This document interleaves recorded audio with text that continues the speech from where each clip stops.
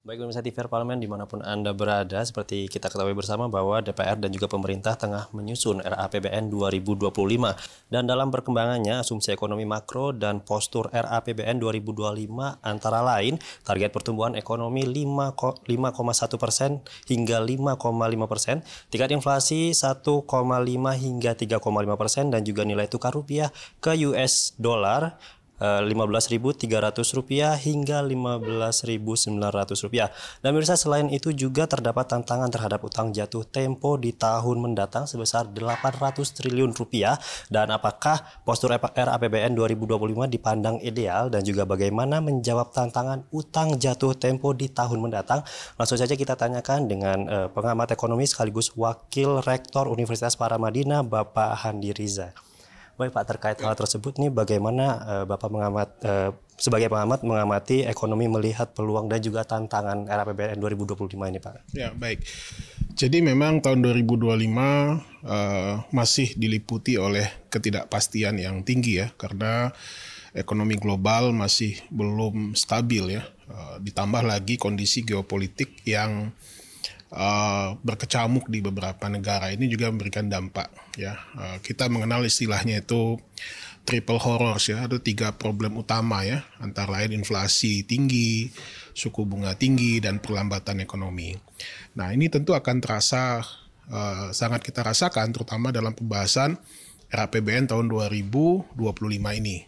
Apalagi ini adalah transisi kekuasaan dari pemerintahan Pak Jokowi ke pemerintahan Pak Prabowo.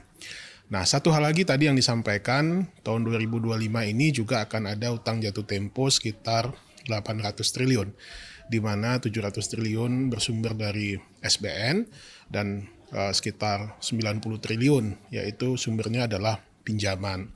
Nah, yang 700 ini lebih banyak adalah hutang yang disebabkan karena pembiayaan COVID, pemulihan ekonomi COVID yang kita tentu tahu ada PEN 1, 2, 3 yang nilainya cukup besar. Nah, tapi ini tentu sudah dikalkulasi, saya yakin ini tentu sudah dikalkulasikan oleh pemerintah dan tidak semuanya juga itu harus dibayarkan ya. Ada yang sifatnya itu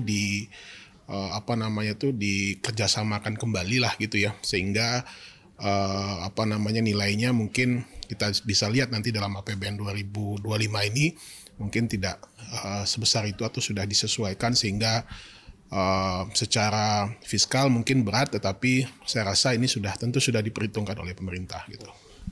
Untuk strateginya kira-kira apa Pak, strategi yang pas untuk hutang jatuh tempo ini untuk RAPBN 2025 mendatang? Iya, tentu saja ini karena kewajiban kita dan pemerintah tentu harus membayarnya ya, atau harus melunasinya untuk beberapa yang jatuh tempo tadi.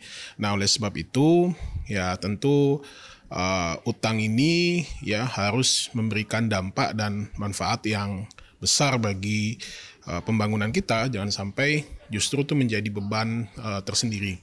Karena sebagian besar ini adalah utang PEN ya, artinya pemulihan ekonomi nasional saat COVID, tentu semuanya dipergunakan sepenuhnya untuk pemulihan menghadapi COVID dan pemulihan ekonomi, terutama untuk sektor-sektor terkait ya, seperti kesehatan, UMKM, dan lain sebagainya gitu. Berkaitan dengan sumber pendapatan baru negara nih Pak, apa yang bisa disasar Pak ke depannya? Ya, jadi memang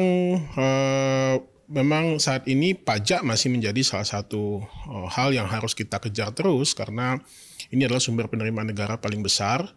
Ya, kita tahu kita sudah punya undang-undang HPP ya, harmonisasi peraturan perpajakan. Saya pikir ini perlu diefektifkan ya, supaya kita bisa mengoptimalkan penerimaan dari sektor perpajakan. Selain itu juga kita punya PNBP, penerimaan negara bukan pajak, yang ini masih mungkin untuk dioptimalkan, terutama dari beberapa sumber yang bisa kita tingkatkan penerimaan negara. Jadi saya pikir pajak dan PNBP ini masih menjadi sumber penerimaan utama lah ya bagi negara ke depan gitu.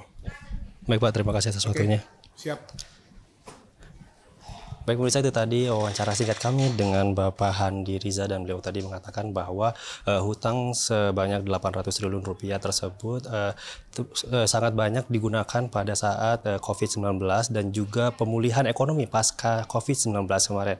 Dan pemirsa, itu saja yang dapat kami laporkan. Saya Muhammad Midan, mengucapkan terima kasih, kembali ke studio.